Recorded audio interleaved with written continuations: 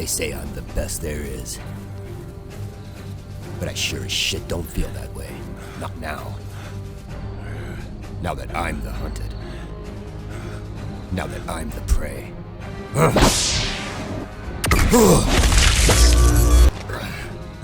Rock and splintered wood shrapnel my skin. Deep cuts, plasma burns. I'm a leaking bag of blood. That makes me slow and easy to track. When I come to the cliff, every nerve in my body is firing a red alert. Way down below is a river. But right behind me comes a watery ripple as his cloaking device powers down. Because this is the end of a long, long trail. One that has spanned time and distance.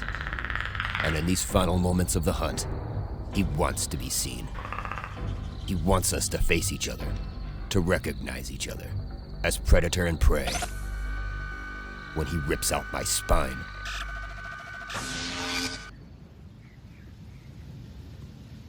At 40 below, it took as much time for water to freeze as it took for me to raid a beaver lodge.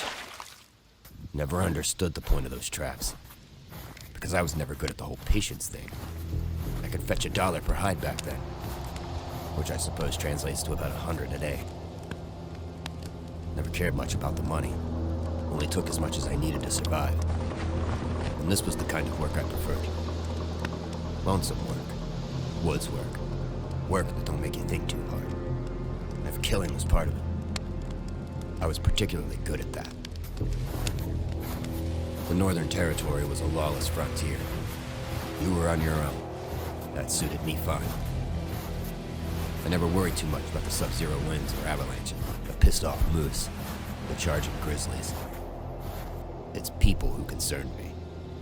People's why I use this cave as my safe. This was the edge of the map, and that's where folks go to escape trouble and make more. They always wanted something. Money, land, sex, power, and they'd kill to get it. Alaska might have 1,000 ways to kill you, but murder was at the top of the list. I'd rather stay away from that messy hunger. Not out of fear, but annoyance and exhaustion. Because anybody who came after me was going to end up dead.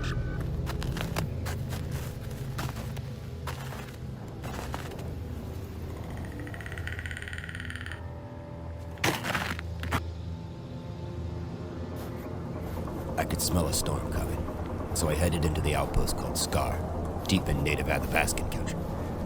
It was mostly populated by loggers, trappers, and miners, and a few women inclined to follow them. I avoided it, except when I needed money or supplies. Or a drink. Well, there he is now. He's the one you're looking for. You want someone crazy enough for the job you're talking about, especially with a blizzard on the way. What'll it be then? You know what I want, man. This one's on me. The next one, too. How about? He's just gonna keep at it, so you know. Well, if that's the case, then how about the bottle? We'll share it. Well, hold on now. I only want a moment of your time. You'd be smart to stay clear of me, And why is that? because things are about to get ugly. Assuming he makes it through the storm, trade representative should be here tomorrow. But this one already knows that. This one's got a big pile of somethings to sell. Where do you keep all your treasures, little man? There's us that wants to know.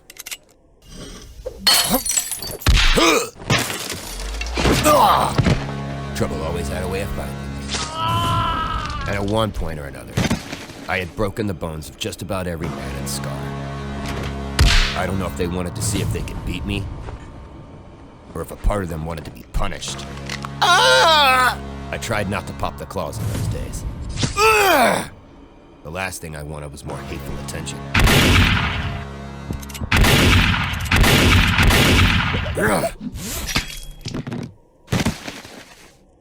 See?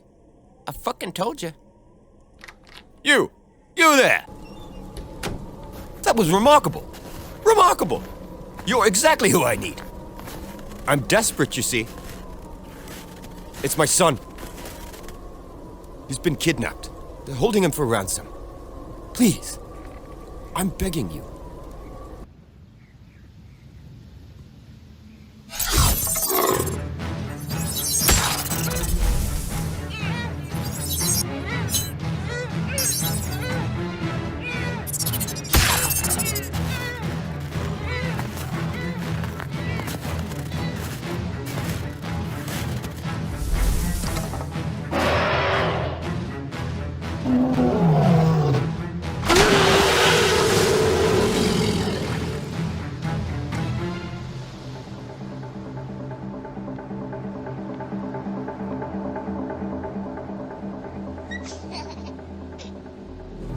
Tucker said he was a prospector who had made it big. A crew of his rivals had kidnapped his son.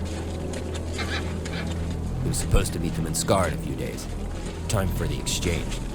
But he had it on good authority they were held up in the old Groff hunting cabin 10 miles north. Rough country made rougher by the storm. But he insisted we carry on. Maybe that's one of the reasons they said yes. He wanted his son back desperately. I've always been, and I'll always be, kind of raw and messed up. When it comes to that old father and son thing. Whoa!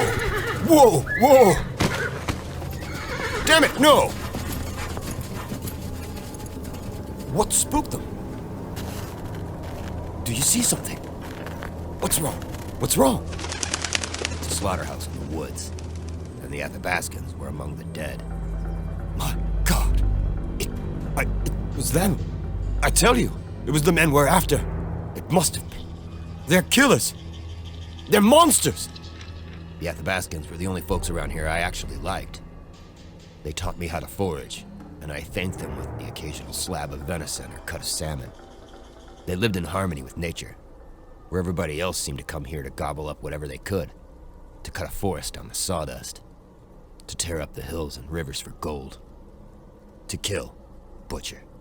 Looks like the bad weather's on our side. They haven't posted a watch. Be swift, my friend, and show no mercy.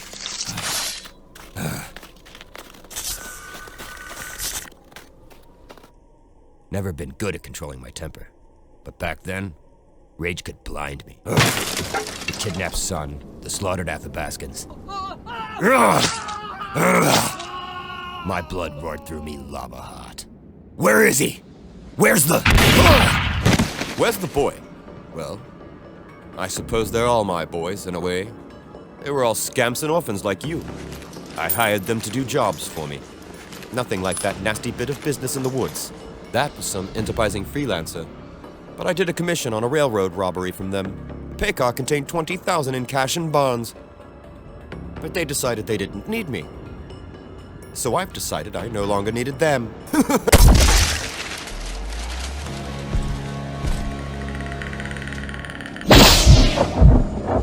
They're killers! They're monsters! They're killers! They're monsters!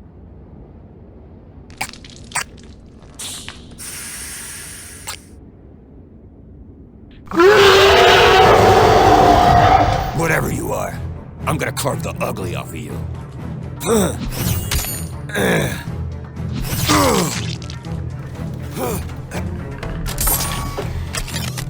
We were both cut deep, and we both had our own ways of healing.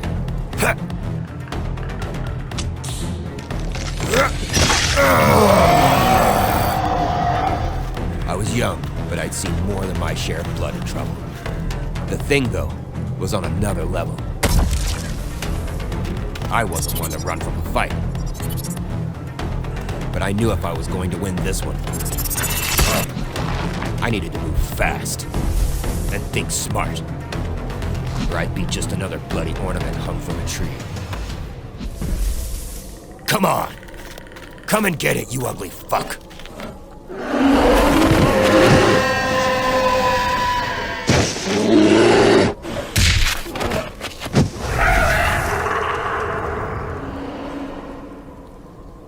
Don't got many smiles in me, but I might have cracked one then. Because nothing will make you feel more alive than the taste of death. I thought that was the end. There was always some new danger waiting for me. So I soon turned my attention to it. It's easy to forget pain when your wounds heal like dried up creeks. What I didn't realize, not until many years later, was that this was just the beginning of what would turn out to be the longest hunt of both of our miserable lives. When you've lived as long and as hard as I have, memories get broken and scrambled. There are times I can remember as clear as a picture. And there are other times where I feel like I'm looking at myself through the wrong end of a telescope. And then there are other times that are gone altogether. Because of Professor Thornton. Thanks to him, after so many mind swipes, after so much training that honed my nerves to a razor's edge, I was less a mutant and more of an arsenal back then. As a member of Team X. Am I smelling what you're smelling, Runt? Blood. It's giving me kind of an appetite, gotta say. Our intel told us a guerrilla force was planning a coup. Former general was storing weapons and rallying support from a jungle stronghold. We were supposed to make sure he never came into power. Everything was sleepy and quiet at dawn. Once we took out the sentry, it would be easy pickings. Or so we thought. Something triggered deep inside my brain. A lost memory. A monster in the woods. Of a first and final hunt. I might have forgotten about the Yacha boy, but he hadn't forgotten about me. And this time, he brought reinforcements. I would like to give a big thank you to the channel members known as The Horde, Shane Nolan, Caleb, The Leading Account, Val X, Fulcrum Entertainment, Mostly Sci-Fi 2, Elon Mudd, Hen Solo, The Chicken, Rated T for Toxicus, Renee Floyd. If you like this content, be sure to hit that subscribe button and hit that like. It's a small click for you, but makes a huge difference for the channel. Also, leave me some comments. I really like reading through them and getting to know you guys better. Thank you so much for watching. Till the next one.